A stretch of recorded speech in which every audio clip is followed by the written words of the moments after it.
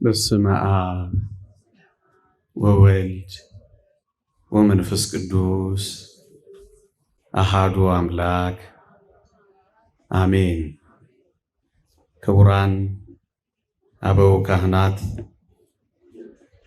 ሊቃውንተ ቤተ ክርስቲያን፣ መምህራነ ወንጌል፣ ዘማሪያን፣ የተወደዳችሁ የእግዚአብሔር ቤተሰቦች፣ የእመቤታችን የቅድስት ድንግል ማርያም የአስራት ልጆች፣ የቅዱሳን ወዳጆች በልዑል እግዚአብሔር ስም እንደምን ሰነበታችሁ? እንደምን አላችሁ? በምህረቱ የጎበኘን እንደ በደላችን ያልከፈለን እንደ ኃጢአታችን ያልተቆጣጠረን ይቅር ያለን ስሙን እንድንጠራ ቃሉንም እንድንሰማ ዕድል የሰጠን የአባቶቻችን የእናቶቻችን አምላክ የእኛም አምላክ ልዑል እግዚአብሔር ዘላለማዊ ስሙ የተመሰገነ ይሁን። ለቀደምት አበው ለነቢያት፣ ለቅዱሳን ሐዋርያት፣ ለሐዋርያውያን አበው ለሊቃውንት የገለጸውን ጥበብና ምስጢር ለሁላችንም ይግለጽልን። ከዚህች ዕለት ከሰማዕቱ ከቅዱስ ጊዮርጊስ ከጻድቁ አባታችን ከተክለ ሃይማኖት እግዚአብሔር ከሚያውቃቸው እኛ ከማናውቃቸው አባቶቻችን እናቶቻችን በረከት ረድኤት ለሁላችንም ያሳትፈን። ስጦታ በዚህች ምሽት ከብዙ በጥቂቱ ከረጅሙ ባጭሩ ስጦታ በሚል ርዕስ እንማራለን። አንድ ጥያቄ ጠይቄያችሁ እጀምራለሁ። አሁን በዓል እየመጣ ነው። የዐቢይ ጾም መጠናቀቂያ፣ የታላቁ ጾማችን ማብቂያ በዓል እየቀረበ ነው። አንድ ጥያቄ ብጠይቃችሁ ለተወደደ ለመድኃኒታችን ለኢየሱስ ክርስቶስ ስጦታ ለበዓሉ ስጦታ እንድትሰጡ ቢፈቀድላችሁ ስጦታ መስጠት የምትፈልጉ ምዕመናን እስኪ እጃችሁን አውጡልኝ። አይዟችሁ፣ የገንዘብ ጥያቄ አይደለም። ስጦታ ነው ያልኳችሁ። አውጡ ስትባሉ ለምዶባችሁ እንደው ስጦታ መስጠት አትፈልጉት? ጌታችን እድል ቢሰጣችሁ ስጦታ ስጡኝ ቢላችሁ መስጠት አትፈልጉ? እጃችሁን አውጡልኛ መስጠት የምትፈልጉ። አይዟችሁ፣ ባይሆን ራሳችሁን ቀበሩና መቼም አፋራሞች ነን እኛ። እጃችሁን ብቻ አሳዩ። እሺ፣ እግዚአብሔር ይስጥልኝ። መቼም እርግጠኛ ነኝ ሁላችንም ለተወደደ መድኃኒታችን ስጦታ መስጠት እንፈልጋለን አይደለ? አትፈልጉ? ሰይ ይህችን ጥያቄ ትምህርት ማብቂያ ላይ ጠይቂያችሁ አጠናቀቃለሁ። ደግሜ ጠይቃችኋለሁ። እሺ፣ እንዳትረሱ። እርግጠኛ ነኝ እግዚአብሔር በሰውነታችን እንዲያድር እንፈልጋለን። የእግዚአብሔር ቃል ቤቱ ነን ስለሚል እኛም የእግዚአብሔር ቤቶች ስለሆን ሰውነታችን የእግዚአብሔር ማደሪያ እንዲሆን እርግጠኛ ነኝ እንፈልጋለን። ልባችን የእግዚአብሔር ዙፋን ቢሆን እንመኛለን። እግዚአብሔር ንጉሳችን ነውና በልባችን ዙፋን እንዲከብር በሕይወታችንም እንዲገለጽ በሰውነታችንም ቤተ መቅደስ አድርጎ እንዲኖር እርግጠኛ ነኝ እንፈልጋለን። ግን ክርስቲያኖች እግዚአብሔር በእኔና በእናንተ ሰውነት እንዲያድር ከእኔና ከእናንተ ሰውነት አንድ ነገር መወገድ አለበት። እርሱም ኃጢአት ነው። ኃጢአት ካልተወገደ በቀር እግዚአብሔር በሰውነታችን ሊስተናገድ አይችልም። በደል ከኔና ከእናንተ ሰውነት ካራቀ በቀር እግዚአብሔር ወደ እኔና ወደ እናንተ ሰውነት አይቀርብም። የኔና የእናንተ ሰውነት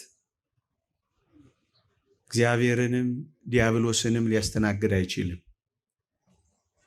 የክርስቶስም የቤልሆርም ዙፋን መሆን አይችልም። የጽድቅም የኃጢአትም መናኸሪያ ሊሆን አይችልም። በጨለማና በብርሃን መካከል በሁለቱ መካከልም ሊኖር አይችልም። ሰውነታችን የእግዚአብሔርን ቤተ መቅደስ የጣዖትን ቤተ መቅደስ ሊሆን አይችልም። ወይ የእግዚአብሔር ወይ የዲያብሎስ፣ ወይ የእውነት ወይ የሐሰት ማደሪያ ነው መሆን ያለበት። በእርግጠኝነት እግዚአብሔር በሰውነቷ እንዲያደር የምትፈልግ ነፍስ በሰውነቷ ውስጥ ያደረውን ኃጢአት ለማስወገድ ትዘጋጃለች። ምክንያቱም እግዚአብሔር የሚያድነው ኃጢአት በሌለበት ሰውነት ውስጥ ስለሆነ። ወገኖቼ እውነት እንነጋገር ከተባለ የአንዳንዶቻችን ሰውነት በበደልና በኃጢአት ምክንያት እንኳን እግዚአብሔርን ሊያስቀምጥ ደግ ሰው እንኳን አያስጠጋም። በደላችን ይሸታል፣ ኃጢአታችን ትንሽ ይከረፋል። አንዳንዶቻችን እሱን ለመሸፈን ይመስላል ብዙ ውድ ሽቶዎች መዓዛ ታውዷል። ነገርኳችሁ። እንኳን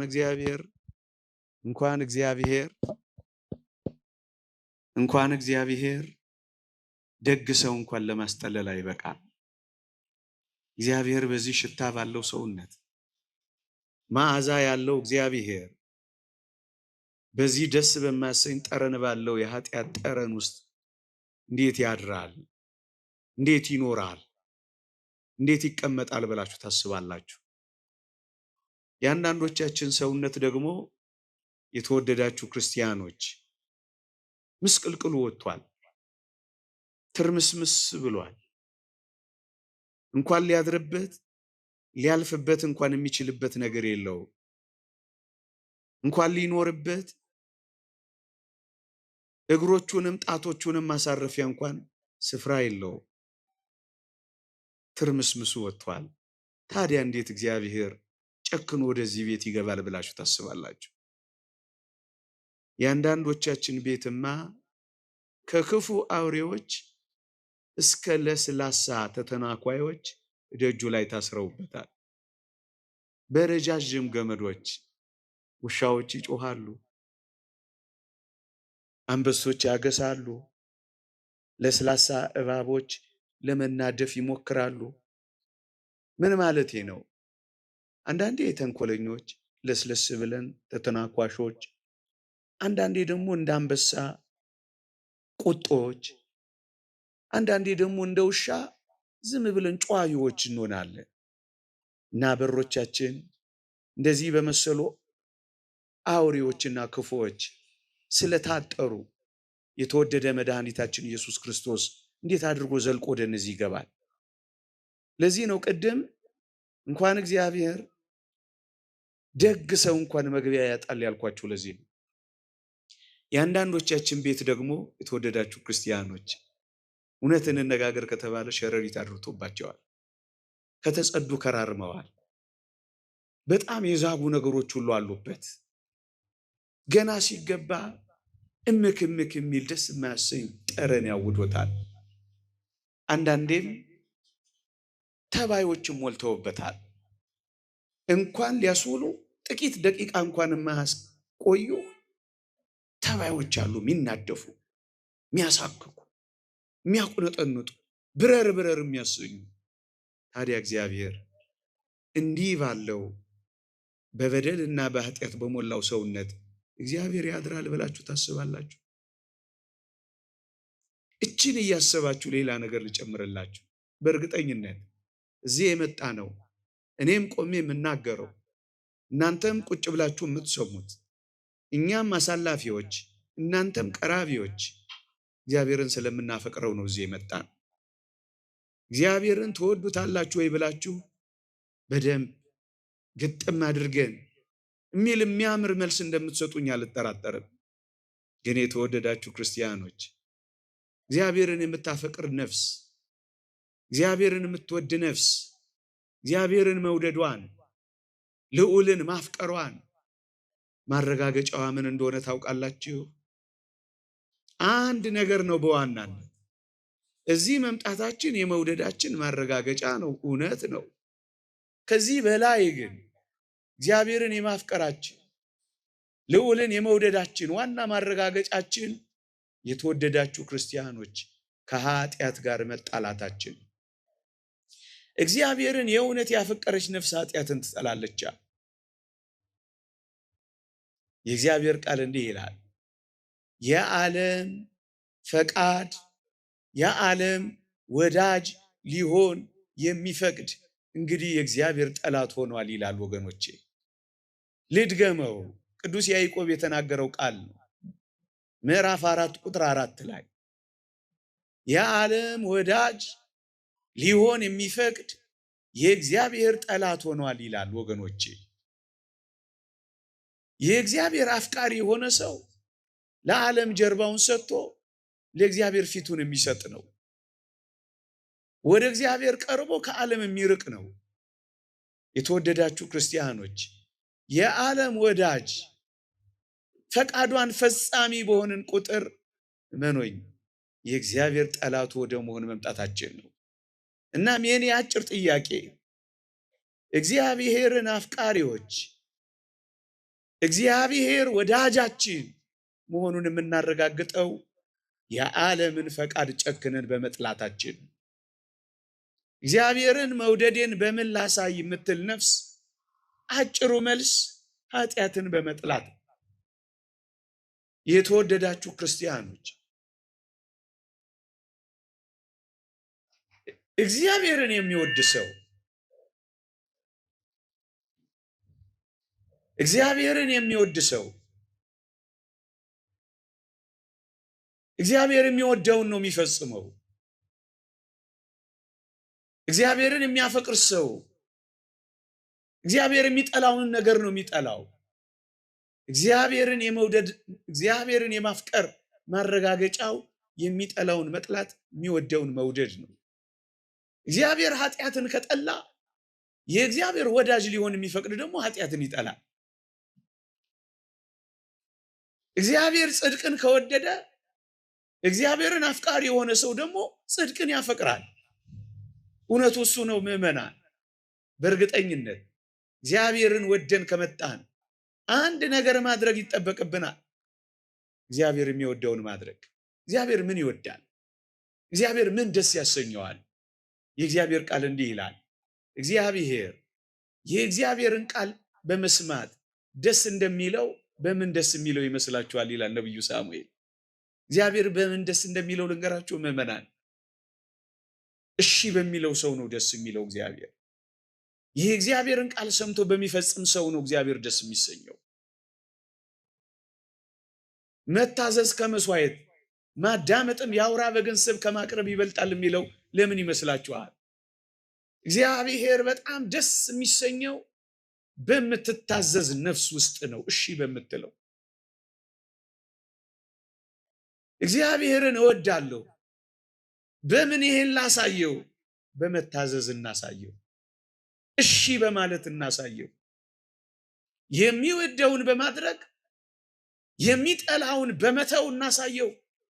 የተወደዳችሁ ክርስቲያኖች በእርግጠኝነት የእግዚአብሔር ወዳጆች ነን እኛ።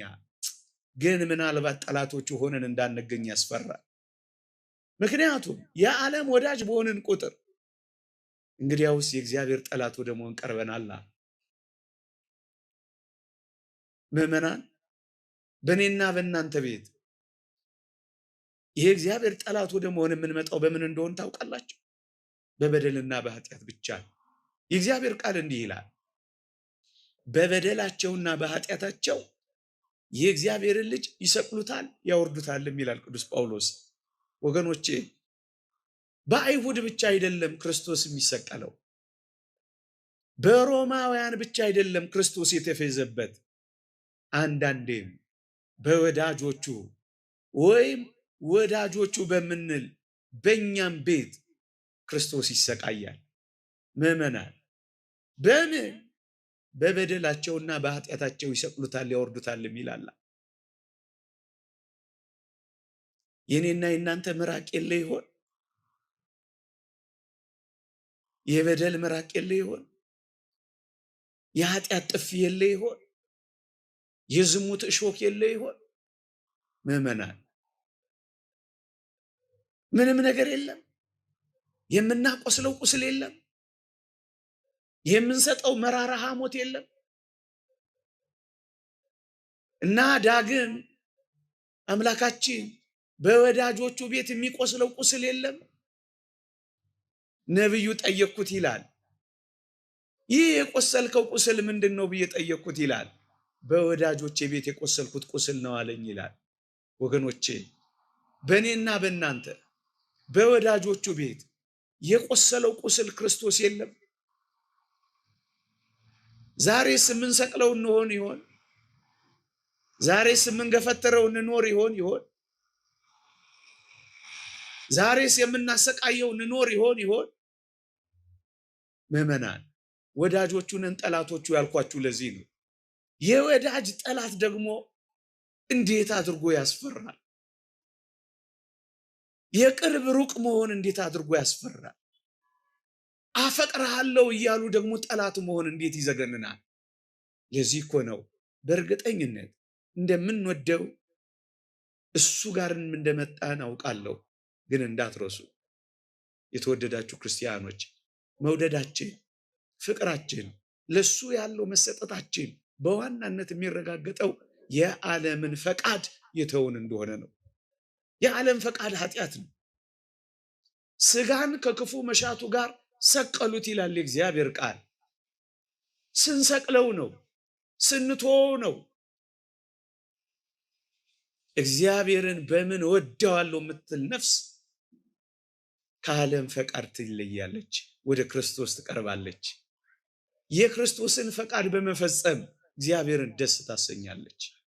እርግጠኛ ነኝ ምዕመናን፣ እዚህ የመጣ ነው ምርጫችን የእግዚአብሔር ምርጫ ሆኖ ነው። እግዚአብሔርን ባትመርጡት እንደዚህ በማይመች ቦታዎች ንፋስ እየመታችሁ ውርጭ እየደበደባችሁ አትቀመጡም ነበር። እንደኔ ያለው መናኛ ሰው አይጮህባችሁም ነበር። ምርጫችሁን እግዚአብሔር አድርጋችሁ እንደመጣችሁ እናውቃለን። ግን አንድ ነገር እንንገራችሁ። ምርጫውን እግዚአብሔር ያደረገ ሰው ምን ያደርጋል ካላችሁኝ፣ ፈቃዱን የእግዚአብሔር ፈቃድ ያደርጋል። ምርጫውን እግዚአብሔር ያደረገ ሰው ምን ያደርጋል ካላችሁኝ፣ ሐሳቡን የእግዚአብሔር ሐሳብ ያደርጋል። ምርጫውን እግዚአብሔር ያደረገ ሰው ምን ያደርጋል ካላችሁኝ፣ መንገዱን የእግዚአብሔር መንገድ ያደርጋል። ወገኖቼ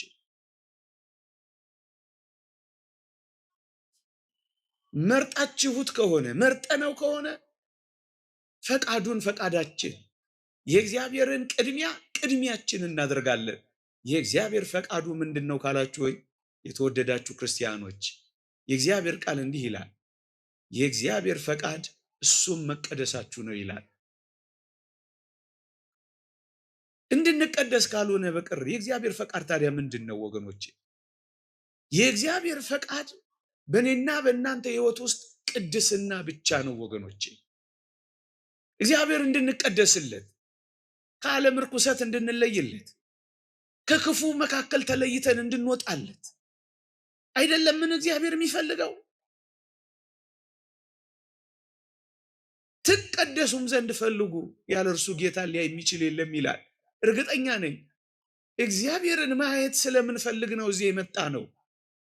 እግዚአብሔርን ማየት የምትፈልግ ነፍስ ምን ታደርጋለች ካላችሁ ወይ ትቀደሳለች። አሁን ጉዞ የጀመርነው ለምንድን ነው ካላችሁ ለቅድስና ነው ምእመናን። ለዚህ ነው መጽሐፍ ቅዱስ ቅድስናን ፍጹም እያደረገን ራሳችንን ከሚያረክሱ ነገሮች እንለያለን የሚለው። እንዲህ ያሉ አብይ አጽዋማት፣ እንዲህ ያሉ ጉባኤያት፣ ቅዳሴያችን፣ ማህሌታችን፣ የትኛውም አገልግሎታችን ምንድነው ካላችሁ ወይ ቅድስናን እንዲያመጣልን ነው ወገኖቼ።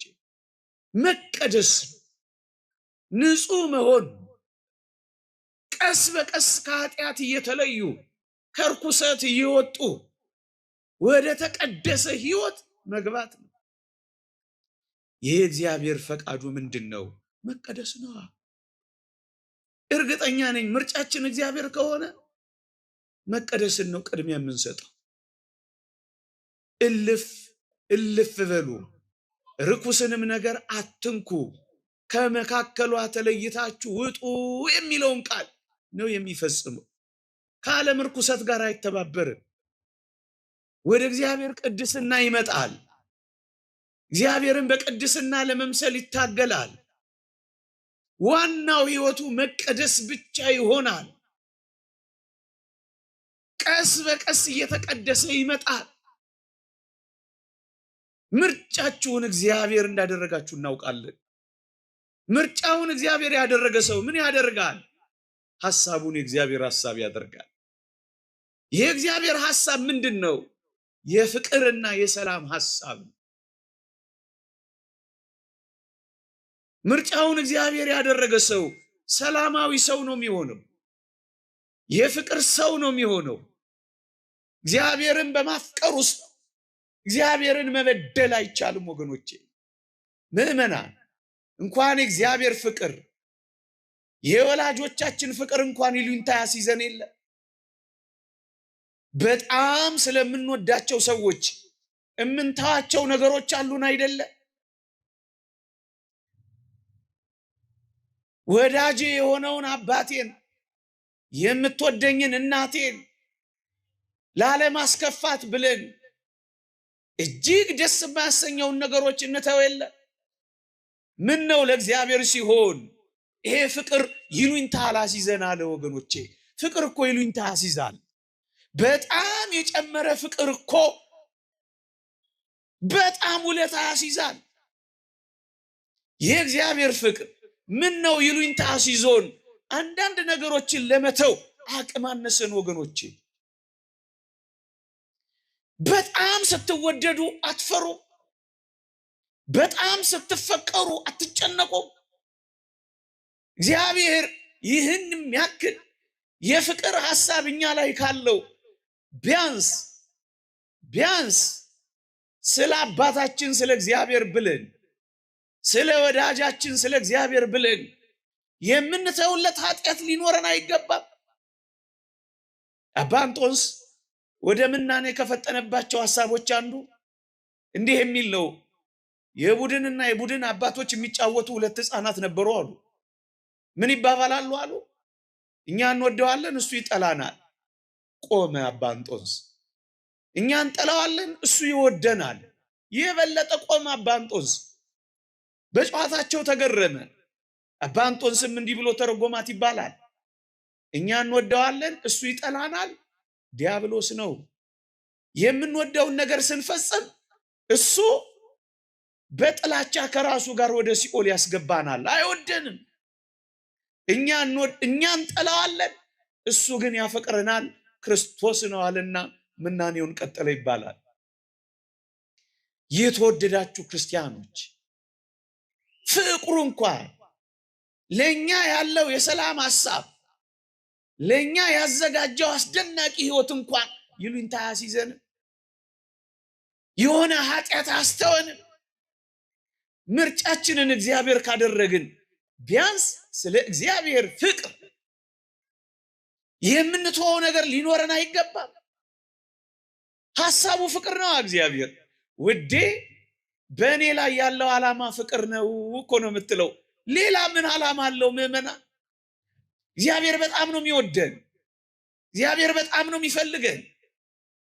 ገቡ፣ ወጡ፣ መጡ፣ ቀሩ፣ ዳኑ፣ ተኮነኑ፣ እግዚአብሔር ጉዳዩ እኛ ነን።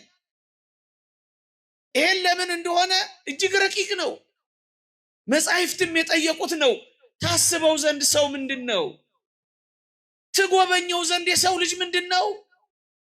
ከሰማይ ተወርድለት ዘንድ ሰው ምን ሆኖ ነው? መስቀል ላይ ተሰቀለለት ዘንድ ሰው ምን ቢሆን ነው? መሬት ለመሬት ትጎተትለት ዘንድ ይሄ ሰው ምን ቢሆን ነው? ሰው ምንድነው? አንተ እንደዚህ ወልክለት ዙፋንህን ትተህ የተከተልከው እግር በእግር ሲኦል የገባህለት ይሄ ሰው ማን ነው? ይሄ ጉዞ እንኳን እኛን የመፈለጉ ዴሬክ ያህዌ የሚሉት የእግዚአብሔር የፍቅር የፍለጋ መንገድ እንኳን ይሉንታ ሲዘንም ስለኛ እጆቿን ሻካራ የሆነች እናት ብዙ ይሉንታ ካስያዘች ስለኛ ችንካር ያጠለቀ ቁስል ምንም ይሉንታ ሲዘንም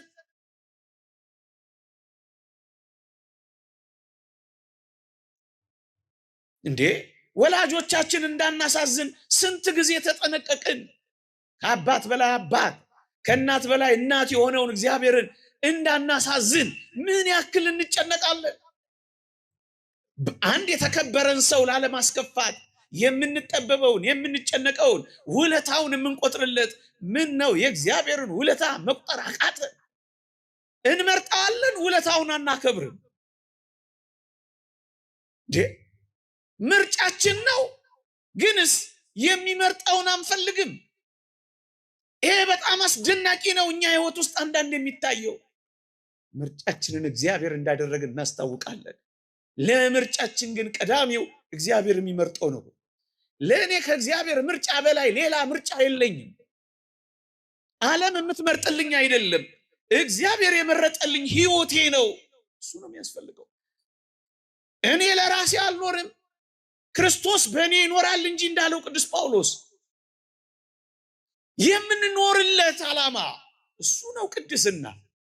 እግዚአብሔር የሚመርጠው ህይወት ነው ምንኖርለት ምንሞትለት። ለዚያ ነው ክርስቲያን የሆነው፣ ምርጫችንን እግዚአብሔር ያደረግነው። ሌላ ነገር ላንሳ። በእርግጠኝነት እዚህ ጉባኤ ውስጥ አንድ ነገር ብጠይቅ ሁላችንም አዎ ነው የምንለው። አሁን ካለው መከራ ከሚመጣው ዘመን መከራ መዳን የምትፈልግ ነፍስ ብዬ እጃችሁን አውጡ ብላችሁ እርግጠኛ ነኝ ሁላችንም እናወጣለን። አዎ ከዚህም ከሚመጡትም ዘመናት መከራ መዳን የማትፈልግ ክርስቲያናዊት ነፍስ ማነች? ሁላችንም መዳን እንፈልጋለን። የተወደዳችሁ ክርስቲያኖች ሊመጣ ያለው መከራ በግል በነፍስ ወከፍ እንደ ሀገርም እንዲርቅልን ከፈለግን እኛ ወደ እግዚአብሔር መቅረብ አለብን። የመጣው መከራ እንዲመለስ እኛ ወደ እግዚአብሔር መገስገስ አለብን። ምእመናን ቅጣትን ሳታመጣ የምታልፍ ኃጢአት የለችም። አባ እንጦንስ ነግሮናል። ይቻለም መቀጣቷ አይቀርም። እውነት ነው። በእግዚአብሔር ላይ አምጻለች።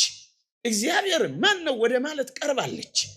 እግዚአብሔርን አሳድጋ አስወግዳ በራሷ መንገድ ለመሄድ በት ትላለች። መቀጣቷ ደግሞ አይቀርም። ታዲያ ከዚህ መከራ ጋር እኔና እናንተ ክርስቲያኖች ይሄን ያህል ዋጋ ከፍላችሁለት፣ ይሄን ያህል ጠባ ለኪዳን መሸለ ቁርባን ለጉባኤ ተንከራታችሁለት መቀጣት አለብን? ከልምንጩ ስር ማረፍ አለብን? ምእመናን ይሄንን በዓለም ሊመጣ ያለውን ጥፋት እኛም አብረን መሳተፍ አለብን። አይቀርም። ከመጨረሻው ዘመን መከራ ከዛ ወዲህ ባለውን ፈተና መትረፍ መዳን የምትፈልግ ነፍስ በእግዚአብሔር እጆች ላይ መጀመሪያ ማረፍ አለባት። የመጣው ወይ እንዲቀልላት እዩ፣ ወይ ይመልስልናል፣ ወይ ሳይሰማን ያሳልፈዋል፣ ወይ ደግሞ እየኖርን እንድንታገሰው ያደርገናል፣ ወይ ደግሞ ጭራሽ ያረቅልናል። ይሄ እንዲሆን ግን ከዚህ የመጨረሻው ዘመን ሊመጣ ካለው መከራ መትረፍ የምትፈልግ ነፍስ መንገዷን ታስተካክላለች። እግዚአብሔር ተናግሯል። ለአመፀኞች የሚገባውን ቅጣት እንደሚሰጥ አውጇል እግዚአብሔር። ይህን የተናገረውን የቅጣት ቃል እንዲቶ እኛ ኃጢአትን መተው አለብን። ይሄ መከራ እንዲርቅልን እኛ ከበደል መራቅ አለብን። የተወደዳችሁ ክርስቲያኖች የእግዚአብሔር ቃል እንዲህ ይላል። ትንቢተ ኤርምያስ ምዕራፍ 26 ቁጥር 13 ላይ እግዚአብሔር የተናገረባችሁን ክፉ ነገር ይተወዋል ይላል። እግዚአብሔር ተናግሮት ከሆነ እንዲቶ እኛ ግን መመለስ አለብን። ምእመናን ከስቅለተ ክርስቶስ እስከ ዕለተ ምጽአት የክርስቲያኖች መከራና ፈተና ነው። ይሄ እርግጥ ነው። ይሄው አሁንም የቀጠለ ነው።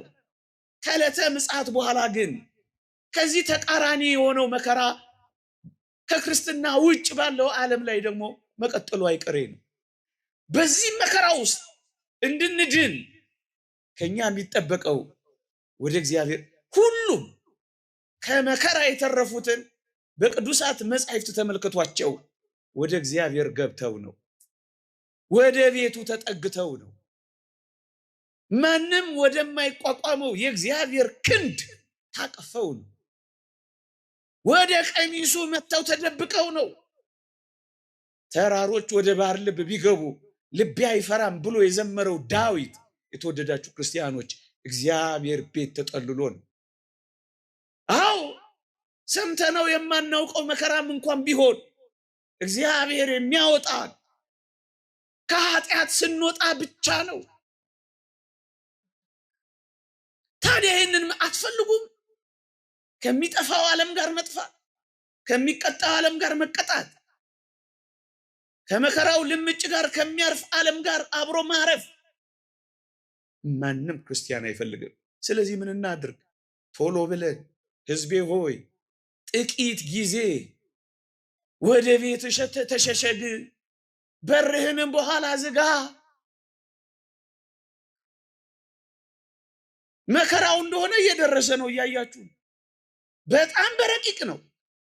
ሲሆን በውድ በድንቆችና በተአምራት ካልሆነ በግድ የምትበላው እስከ ማሳጣት መከራው ቅርብ ነው። በዓይኖቻችሁ እያያችሁት ነው። ታዲያ ይህን መከራ የሚያልፍ ማን ነው ካላችሁኝ፣ እግዚአብሔር ጋር የተደበቀ ሰው። መከራው የሚያልፍለት ዓለምን የሚተዋት ከፈቃዷ የሚላቀቅ ነው። ከኃጢአቷ የሚወጣ ነው። ከልምምጠዋ ስር ፈትለክ ብሎ የሚበር ነው። እሱ ከመከራ የሚድን ነው። በእርግጠኝነት ከዚህ ህይወት መውጣት የማይፈልግ ማን ነው? በመከራ ውስጥ መኖር የሚፈልግ ማን ነው? የነነዌ ሰዎች እንደሱ አይደል የሆኑት? እሳቱ መጣ፣ ዛፉን ጫፍ ጫፉን ለበለበ። እሳቱ መጥቶ እንደነበር ለማረጋገጥ ከዛ እሳቱ ተመለሰ። ለምን ተመለሰ? እነሱ ወደ እግዚአብሔር ሲመለሱ ስላየ። ወዳጆቼ ሌላ ምን እንድንነግራችሁ ትፈልጋላችሁ? ብዙ መራቀቅ፣ ብዙ ማውራት፣ ብዙ ጥቅስ መጥቀስ፣ ብዙ ማመስጠር አረፈደም ወገኖቼ፣ አልመሸም።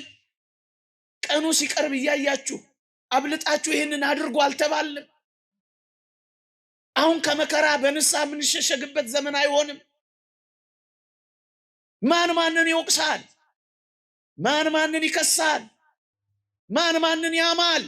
ነፍሳችንን ብቻ እንድናድን በሩጫ ወደ እግዚአብሔር እቅፍ መግባት አለብን፣ መመለስ አለብን። እግዚአብሔር እኮ ስራ አትስሩ አላለም፣ አትስረቁ ነው ያለው። እግዚአብሔር እኮ አታግቡ አላለም፣ አታመንዝሩ ነው ያለው።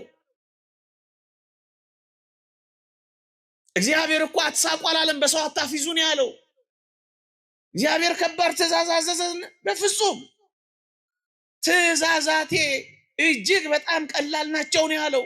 ምን አለን እንዴ እግዚአብሔር?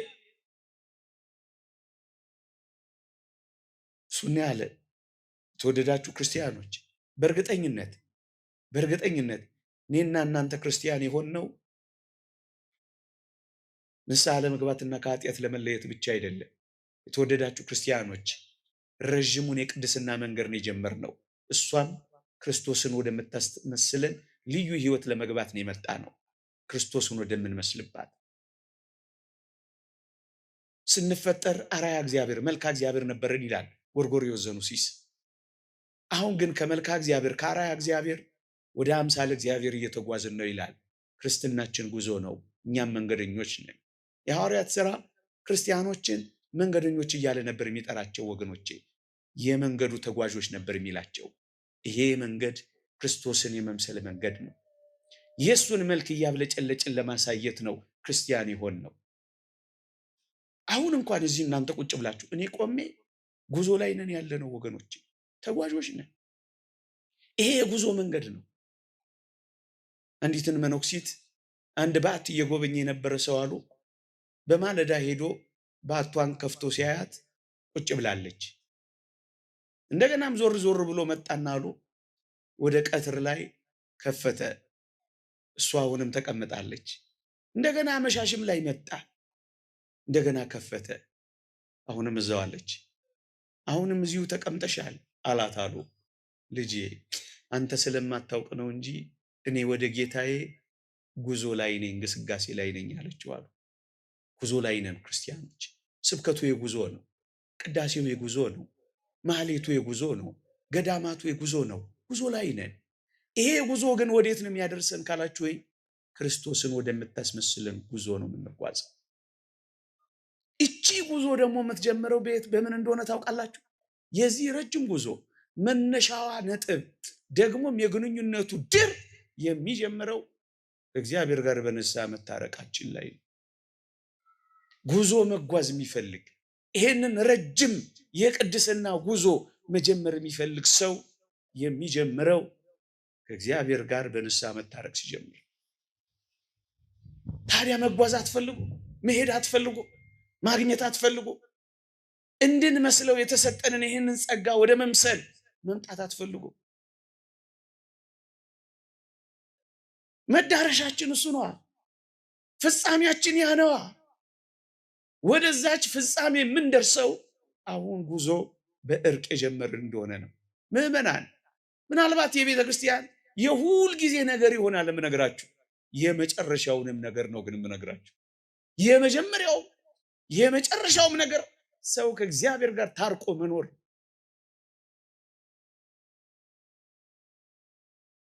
ቢያንስ እንዲህ ካሉ ጉባኤያት የሚጠበቀው እንደ ፍጹማን ኃጢአትን እስክንጸየፍ፣ እንደ ማዕከላውያን ኃጢአትን እስክንጠላ ቢያንስ ንስሐ መግባትን መፈለግ ላይ እንድናተኩር ማሰብ መፈለግ። ወዳጄ ኃጢአትን ከመተው የሚቀድመው ንስሐ ለመግባት ከመፈለግ ነው። ኃጢአትን ለመተው ባላሰብን ጊዜ ሁሉ የተወደዳችሁ ክርስቲያኖች ኃጢአትን መስራት አናቆም። ቢያንስ ማሰብ መፈለግ ስንጀምር ቀስ በቀስ ወደ ማቆም እንመጣለን። ኃጢአትን ለመተው ባላሰብን ጊዜ ሁሉ ግን ኃጢአትን እየሰራን እንኖራለን። ቢያንስ በዚህች ምሽት፣ ቢያንስ ከዚህ ጉባኤ በኋላ እንደ ክርስቲያን እንደ መንፈሳዊ መሆን እንደሚፈልግ አንድ ተጓዥ ቢያንስ ንስሐ መግባት አይፈልግም። በደልኩ ኃጢአት ሰራው ብሎ መናዘዝ አይፈልግም። እሱ ነው አሁን የሚያስፈልገን። ከዚያ ቀስ በቀስ ኃጢአትን ወደ መጥላት እንመጣለን። እሱ ሁለተኛው ደረጃ ማዕከላዊ ህይወት ነው። ኃጢአትን ይጠላል። ከልቦናውና ከህሊናው ጨርሶ ለማጥፋት ይዘጋጃል። ሶስተኛውማ በጣም ይደንቃል፣ ይጸየፋል ኃጢአት።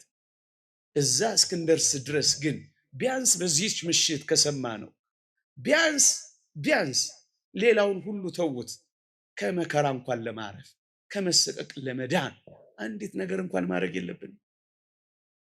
በዚህ ምድር ላይ ላለው ጥፋት አስተዋጽኦ እንኳን ላለማድረግ በልጆቻችንና በልጅ ልጆቻችን ላይ ሊመጣ ካለው መከራ ለመትረፍ ቢያንስ እኛ መናዘዝ ያቅተናል።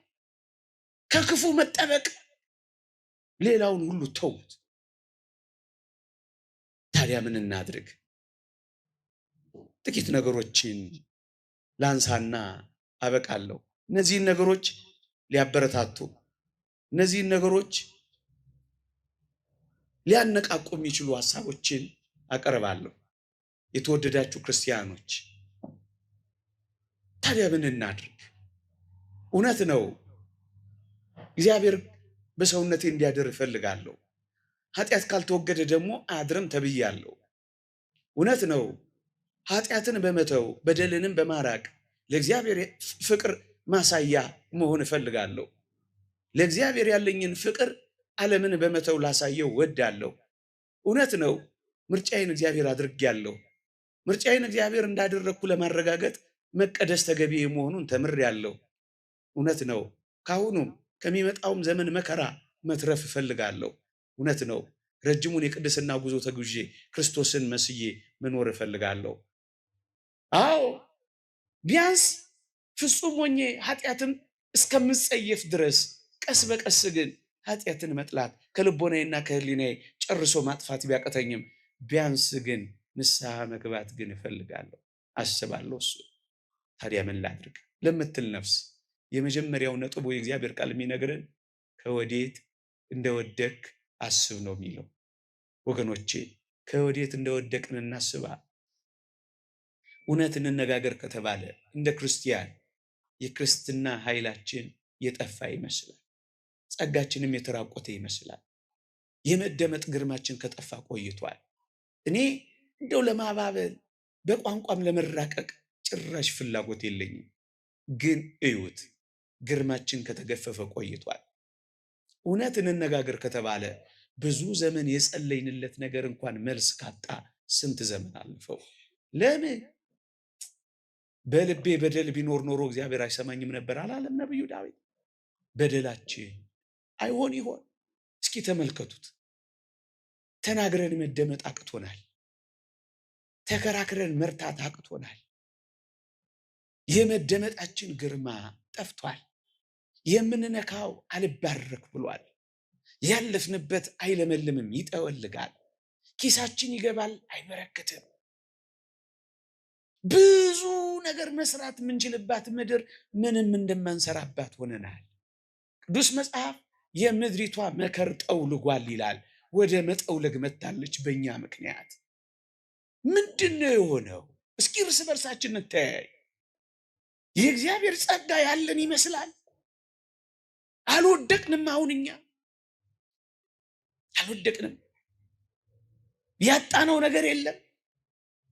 እንደ አባቶቻችን አለ አይነት ህይወት አለ።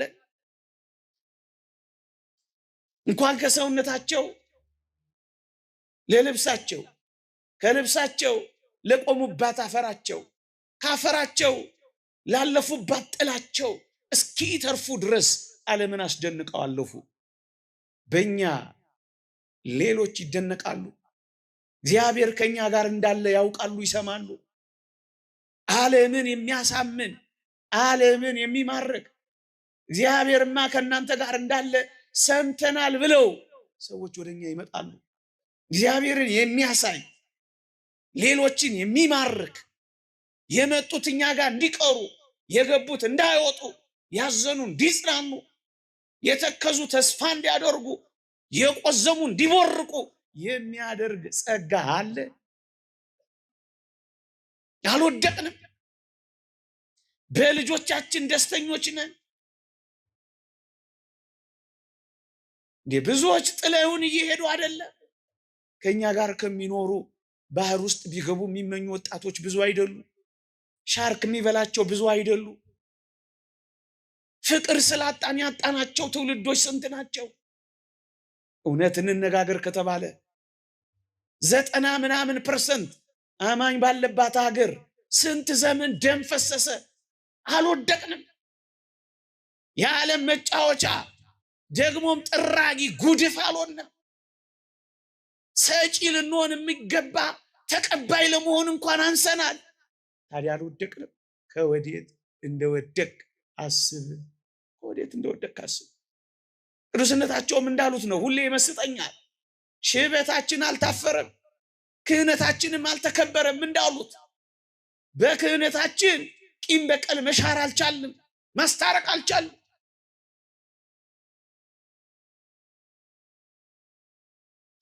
ምንድነው የሆነው?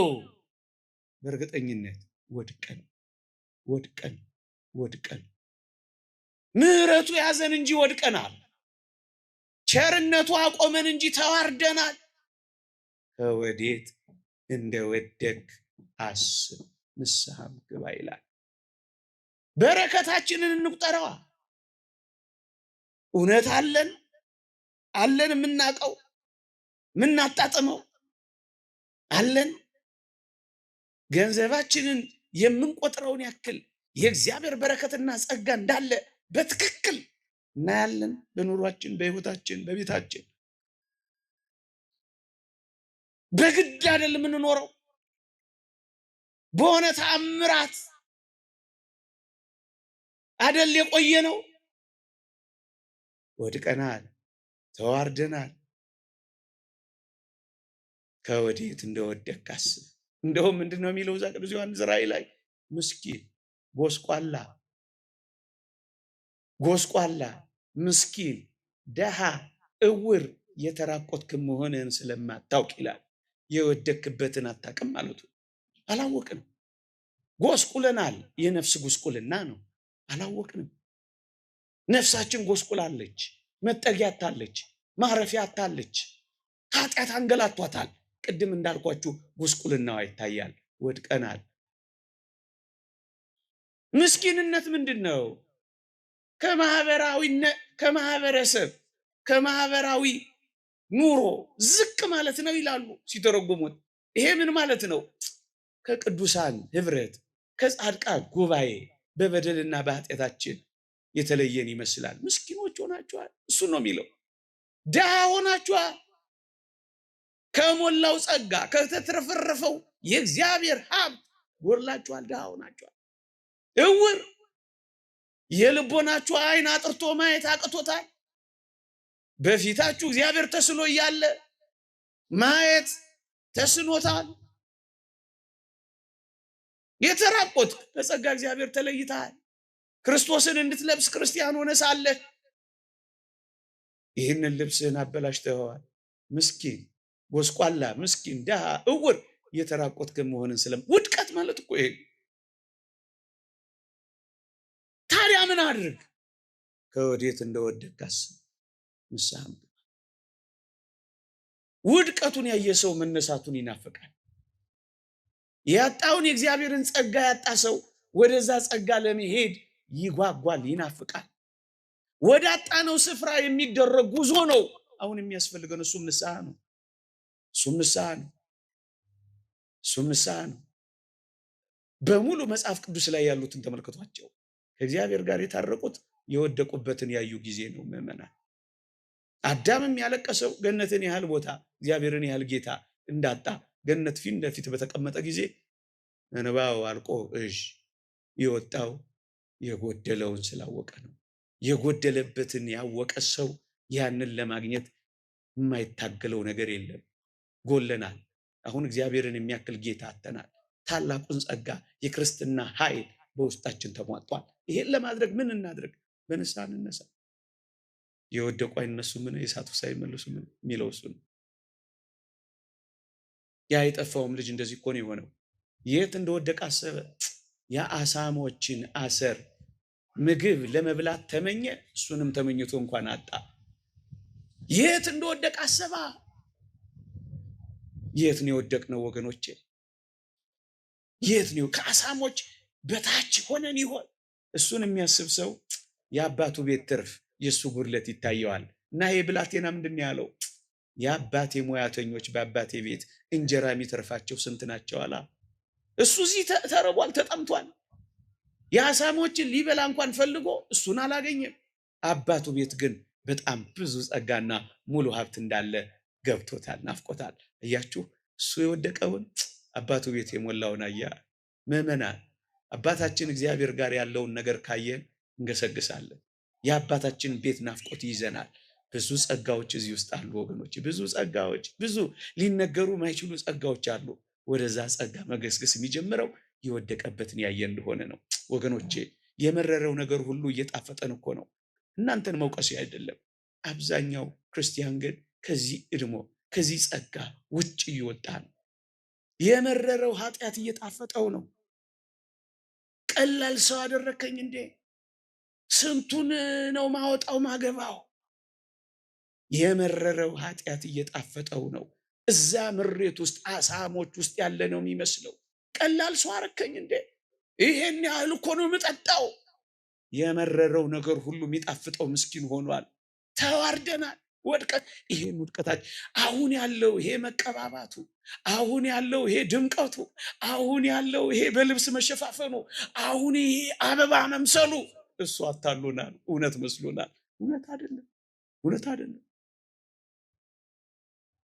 ሲራክ ምዕራፍ 10 ላይ እንደተናገረው በቁሙ ሰውነት እያለ በበሽታ የሚተላ ሰው ምን ያስታበየዋል እንዳለ ወገኖች፣ ቆመ ልንተላ ምንችል ሰዎች አሁን እነዚህ ነገሮች በቃ ትልቅ ነገራችን መስለውን የመረረው ነገር ሁሉ ጣፍጦናል።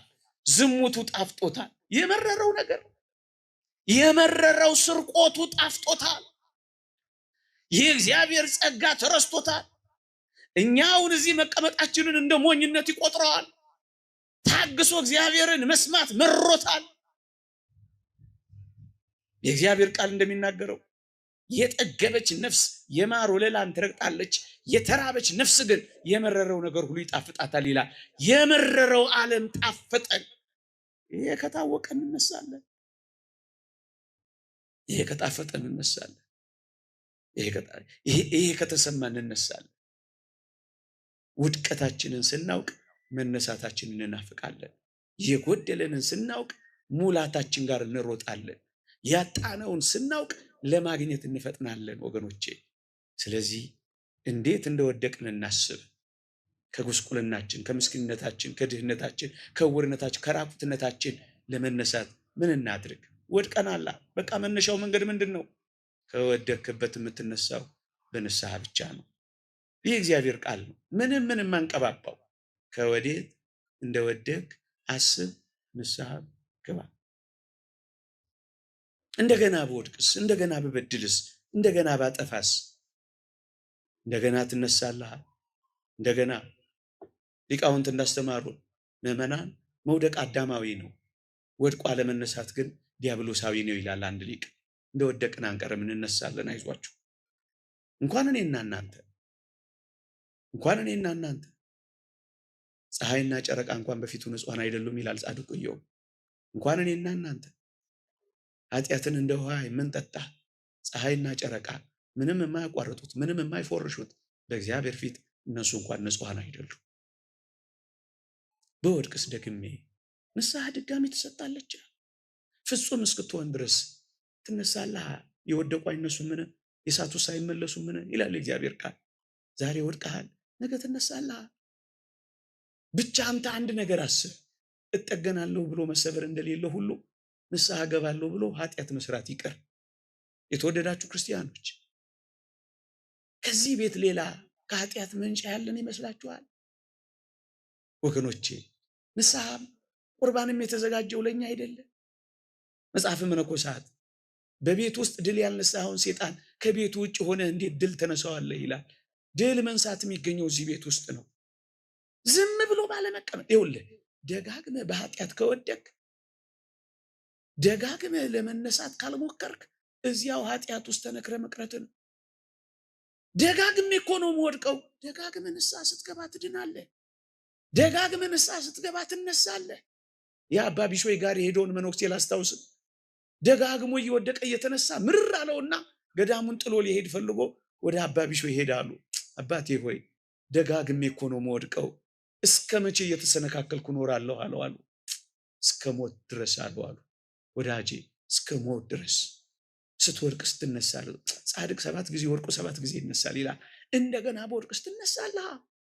እንደውም ጥሩ የአባቶቻችን ምክር ምን መሰለ? ንስሐ መግባት ራሱ ደግመ በኃጢአት ላለመውደቅ ኃይል እንደሚሆነ እወቅ። ኃይል ይሆናል። ካህን ይጸልይልሃል። መንፈስ ቅዱስ ወደ አንተ ይቀርባል። ስትናዘዝ ኃጢአትህን በመውቀስ ያግዝሃል፣ ይረዳሃል።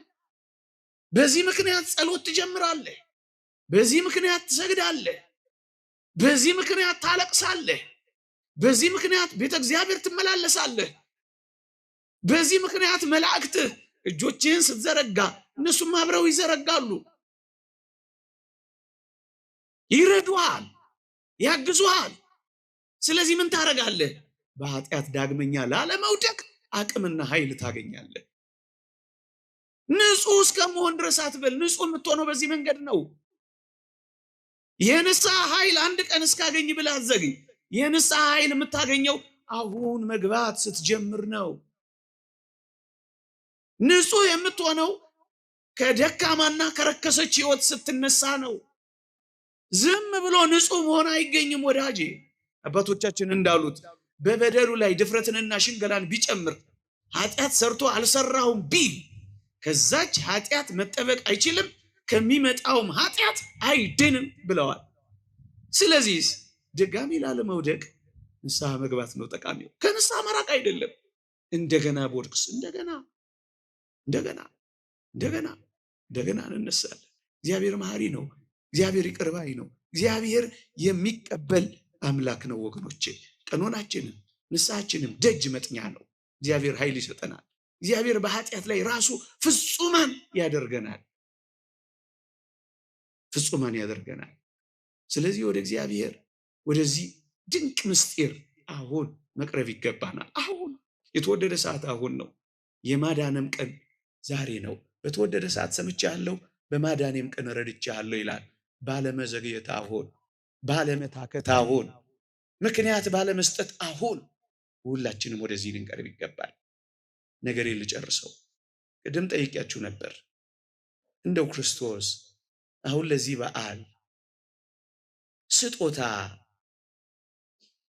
እንድትሰጡት እድል ቢሰጣችሁ ስጦታ መስጠት ፈቃደኛ ናችሁ ብያችሁ ነበረ። እስኪ ደግሜ ልጠይቃችሁ። ለመጪው ታላቁ በዓላችን ስጦታ መስጠት የምትፈልጉ እስኪ እጃችሁን አውጡልኝ። ለያችሁ እስኪ እንደገና ስጦታ እንድንሰጠው እድል ቢሰጠን እግዚአብሔር፣ ስጦታ ብንሰጠው ደስ የሚለን ክርስቲያኖች እስኪ እጆቻችሁን ከፍ አድርጋችሁ አውጡልኝ። ለያችሁ ንሽ ያወርዱት። እግዚአብሔር ይስጥልኝ። አንድ ታሪክ ነግሬያችሁ መቋጨት ፈልጌ ነው። ጄሮም የሚባል የቤተክርስቲያን አባት ነበር። ትንቢተ ኢሳይያስ መጽሐፍን ተረጎመና ለልደት በዓል ዋዜማ ለክርስቶስ ስጦታ ለመስጠት ዋሻ ገባ። በዚያ ዋሻ እያለ የተወደደ መድኃኒታችን ኢየሱስ ክርስቶስ ተገለጠለት። በጣም ደስ አለው። ጄሮም ፈነጠዘ። ጄሮም ክርስቶስ ሲገለጥለት ስጦታውን እንደተቀበለለት አምኖ ቦረቀ። ጄሮም ጌታዬ ሆይ ስጦታዬን ልትቀበል መጣህን አለው። ዛሬ ስጦታህን አልቀበልም ልጄ አለው። ምን ነው ጌታዬ? ጉልበቴን አድክሜበት፣ አይኖቼን አፍዝጄበት፣ እጆቼን አደንዝጄበት፣ ወገቤን አጉጬበት የደከምኩበትን የኔ መሰለ ስጦታ አትቀበለኝም አለው። ልጄ ጄሮም አልቀበልህም አለው። ሌላ ስጦታ ካለ ፈልግ አለው። ጌታዬ ሆይ ይህንን ካልተቀበልክልኝ አፌ ኮቸችላ እስኪመስል ጾሜያለሁ፣ ዋሻ ገብቻለሁ፣ ሱባኤ ይዣለሁ። ሱባኤን ውሰደው፣ ጸሎቴንም ውሰደው፣ ዋሻ መግባቴንም ውሰደው፣ ጾሜንም ውሰደው። እነዚህን ሁሉ ላንተ እንዲሆኑ ብዬ ስጦታ አድርጌ አቅርቤልሃለሁ አለው። ጌታችንም አሁን ዳግመኛ እንዲህ አለው፣ ልጄ ጄሮም ይህንንም ስጦታህን አልቀበልልህም አለው። ጄሮም ማልቀስ፣ ማዘን፣ አቀርቅሮ ቀና ብሎ ማየት አልቻለም። እንባው መፍሰስ ጀመረ። እውነተኛ ታሪክ ነው የምነግራችሁ። መጨረሻ ላይ ጌታችን ወደ ጆሮ ጠጋ ብሎ አንድ ነገር ጄሮምን ነገረው። ጄሮም ሆይ ለዚህ ለበዓሌ ለእኔ ስጦታ መስጠት ከፈለግ ኃጢአትህን ስጠኝ አለው። የተወደዳችሁ ክርስቲያኖች፣ እኔም እስኪ ደግሜ ልጠይቃችሁ። በዚህ በተወደደ የአብይ ጾም ማብቂያችን ቅድም ከነገርኳችሁ ህይወቶች ሁሉ በረከት እንድናገኝ ደግሞም እንድንተርፍ ደግሞም ወደሚያስፈልገው ህይወት እንድንገሰግስ ደግሞም እግዚአብሔር በእኛ ቤቱ ነንና እንዲያድርብን አንድ ነገር እንድናደርግ እንድንሰጠው ይፈልጋል። እስኪ ደግሜ ልጠይቃችሁ። ለተወደደ መድኃኒታችን ለኢየሱስ ክርስቶስ ስጦታ መስጠት የምትፈልጉ እስኪ እጆቻችሁን አውጡልኝ። በእርግጠኝነት ሁላችሁ ክርስቶስ ይህን ድምፅ ያሰማችኋል። ዳግመኛ ለጄሮም እንዳሰማው ልጆቼ ሆይ ለእኔ ስጦታ መስጠት ከፈለጋችሁ አንድ ነገር ስጡኝ ይላል። ምንድን ነው እንድንሰጠው የሚፈልገው? ኃጢአታችሁን ስጡኝ ይላል። ኃጢአታችሁን ለክርስቶስ መስጠት የምትፈልጉ ሰዎች እስኪ እጃችሁን አውጡልኝ።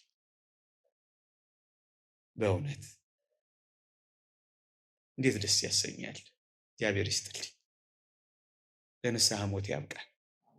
እግዚአብሔር በእኛ ቤት እንዲኖር ለእግዚአብሔር ፍቅር እንዳለን ልናረጋግጥ እግዚአብሔር ምርጫችን እንደሆነ ለማሳየት ከዚህም ከሚመጣውም ዘመን መከራ ለመትረፍ ረጅሙን የቅድስና ሕይወት ለመኖር ከወደቅንበት ለመነሳት ኃጢአታችንን ለሱ ለመስጠት ንስሐ ለመግባት ዳግመኛም ለመታረቅ የሱንም ፊት በምህረት ለማየት ያብቃል። አሜን። ይቆይ